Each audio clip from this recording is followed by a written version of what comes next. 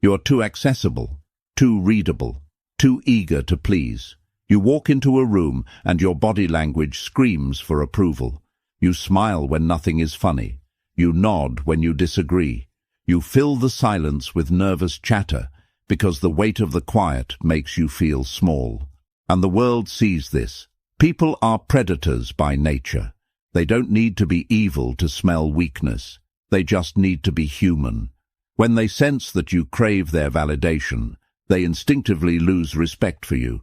They put you in a box, the box of the nice guy, the box of the safe person, the box of the servant. And once you are in that box, you are harmless, and harmless men are ignored. But there is a different kind of presence, a presence that doesn't ask for attention, yet commands it, a confidence so absolute, so heavy, that it terrifies people, not because it is violent, but because it is unrecognizable. It is the confidence of a man who has no need for the tribe's approval because he has built his own kingdom. Machiavelli knew this secret. He whispered it to princes and kings in the shadows of Italian courts. He knew that to rule, one must not seek to be loved. Love is fickle. Love is given by choice. But fear, respect born of awe, that is a chain that no one breaks.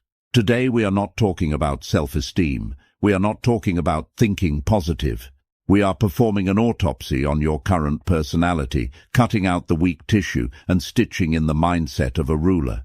You are going to learn how to become psychologically terrifying. But be warned, once you cross this line, you cannot go back. People will treat you differently. The warmth of being one of the guys will vanish, replaced by the distance of respect. If you prefer the comfort of being overlooked, leave now. But if you are ready to be the one who moves the pieces rather than the one being moved, listen closely. Here is the incomplete loop. The reason you feel weak is not because you lack strength. It is because you are leaking power. You are bleeding authority in 7 distinct ways every single day. Stop the bleeding and the pressure builds. When the pressure builds, you become a force. Let's begin the surgery. The first law, kill the nice guy. You have been programmed with a lie. From the time you were a child, you were told that if you are nice, the world will be nice back, that if you are polite, you will be rewarded, that if you follow the rules, you will be safe. Look at your life. Is it working? Or are the people who break the rules winning? Are the people who take what they want getting ahead? Machiavelli wrote, "A man who wishes to make a profession of goodness in everything must necessarily come to grief among so many who are not good." Translation: if you play by the rules of nice in a game where everyone else is playing for power, you will be destroyed. Nice is a survival strategy for the weak. It is a plea for mercy. It says, "I will not hurt you. Please do not hurt me." It is submission before the conflict has even started. Terrifying confidence begins when you replace nice with civil. There is a difference. Civility is a choice. It is a code of conduct you impose on yourself because you are disciplined. Niceness is a reflex. It is a fawn response to avoid conflict. The man who terrifies is civil. He holds the door open. He speaks calmly. He uses manners. But behind his eyes there is a wall. He is not doing it to get you to like him. He is doing it because he holds himself to a standard. If you cross him, the civility vanishes, not into rage, but into ice. When you stop trying to be liked, you become unpredictable. And unpredictability is the root of psychological terror. Think of the boss who is always yelling. He is annoying but not scary. You know what he wants. He wants to vent. He is a child. Now think of the boss who never raises his voice, the one who stares at you in total silence when you make a mistake, the one who speaks softly, slowly, and smiles without his eyes crinkling. That man is terrifying. Why? Because you don't know what he is planning. You don't know where you stand. He has detached his emotions from the interaction. To become this, you must stop smiling by default. Observe yourself for 1 week. How many times do you smile when you are not happy? How many times do you laugh at a joke that isn't funny? This is submissive signaling. It is a biological signal to the alpha in the room that you are not a threat. Stop it. Keep your face neutral. Let your eyes rest on people without rushing to reassure them. When you stop signaling submission, people will initially get uncomfortable. They will ask, "Are you okay? Are you mad?" That discomfort they feel, that is the shift in power. That is them realizing they can no longer read you. You have become a closed book in a room full of open magazines. The second law, the vacuum of silence. Most people are addicted to noise. They are terrified of the pause. Watch two insecure people talk. They overlap. They interrupt. They rush to fill every millisecond of dead air because silence feels like judgment. They are throwing words into the void to build a bridge, desperate for connection. The Machiavellian mind does the opposite. He creates the void. Silence is not empty. Silence is a vacuum, and nature abhors a vacuum. When you stay silent, you create a psychological gravity well. Other people, driven by their anxiety, will rush to fill that silence. They will reveal things they didn't mean to say. They will negotiate against themselves. They will offer you power just to make the awkwardness stop. Here is how you weaponize this. When someone asks you a question, do not answer immediately. Wait 1 second, 2 seconds, 3 seconds. Look at them. Maintain eye contact. Then answer. In those 3 seconds, their brain goes into overdrive. Did I offend him? Is the question stupid? What is he thinking? You have destabilized their certainty before you have uttered a single word. When you do speak, speak slower. Fast talking is a sign of anxiety. It signals that you are afraid you will be interrupted, or that you don't think your time is valuable enough to claim. Slow talking signals that you expect to be heard. It signals that you have nowhere else you'd rather be, and no one you fear. Imagine a king issuing a decree. Does he rush? Does he stumble? No. He speaks as if the world waits for his punctuation. If you are interrupted, do not raise your voice. Do not get angry. Simply stop. Stop talking completely. Keep your eyes on the person who interrupted you. Let the silence hang. Let the room feel the rudeness of their interruption. Usually they will stumble, apologize, or trail off. Then you continue at the exact same volume from the exact same spot. You did not fight for the floor. You simply showed them that you own it. The third law, starve the golden calf. The golden calf is external validation. It is the idol you worship every time you check your phone for likes, every time you fish for a compliment, every time you explain yourself to someone who doesn't matter. You cannot have terrifying confidence if you're addicted to approval. If I can control your self-esteem by giving you a compliment, I own you. If I can destroy your day by giving you an insult, I own you. You are a puppet, and your emotions are the strings. To terrify, you must cut the strings. You must reach a point of emotional zero. This doesn't mean you are a robot. It means your self-perception is an internal fortress. It is closed to the public. If someone calls you a genius, you think, I know what I am.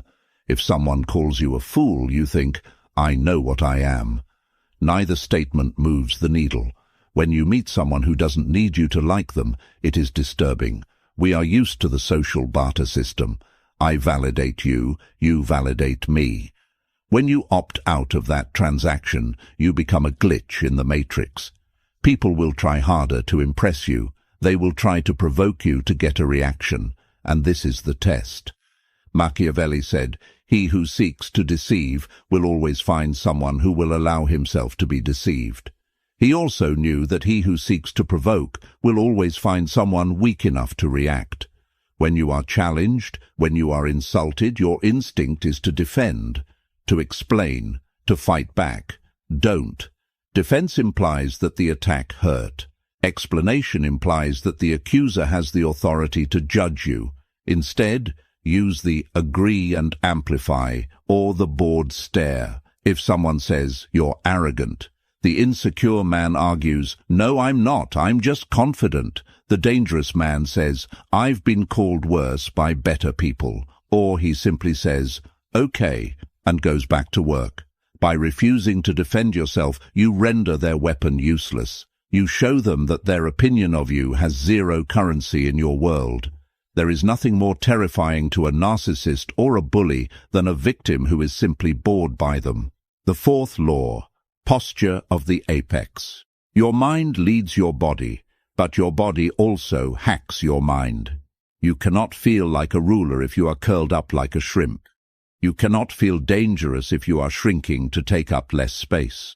Look at how you are sitting right now. Are your legs crossed tight? Are your shoulders hunched? Is your head down? Expand. The Machiavellian stance is open. It exposes the vital organs. This sounds counterintuitive. In a fight, you protect your vitals. But in social dynamics, exposing your chest and stomach signals a lack of fear. It signals, "I am not afraid of you. I don't need to shield myself." Take up space. Put your arm on the empty chair next to you. Spread your legs. When you stand, stand with weight on both feet, grounded. And the eyes. The eyes are the weapon. Most people have scanning eyes. They dart around the room, checking exits, checking faces, looking for threats or friends. This is prey behavior. A deer scans. A rabbit scans. A lion focuses. Train your eyes to move slowly. When you look at something, look at it. Lock on. Absorb the data. When you move your gaze, move it smoothly to the next target. When you walk, do not deviate. Have you ever walked down a hallway and done the little dance with someone coming the other way? You go left, they go left. You apologize. You shrink. The dangerous man picks a line and walks it. He doesn't look at the person's face. He looks past them, at where he is going. Physics and psychology agree, the object with the most momentum wins. When you walk with absolute purpose, people will instinctively move out of your way. They will feel the wave of your intention, and they will part like the Red Sea.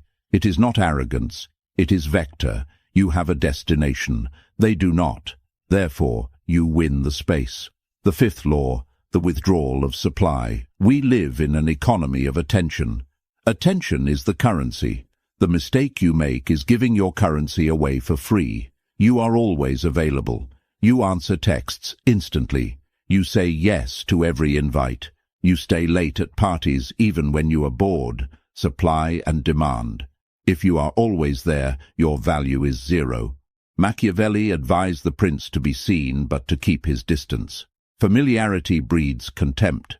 If you want to terrify people with your importance, you must become scarce. You must be willing to walk away.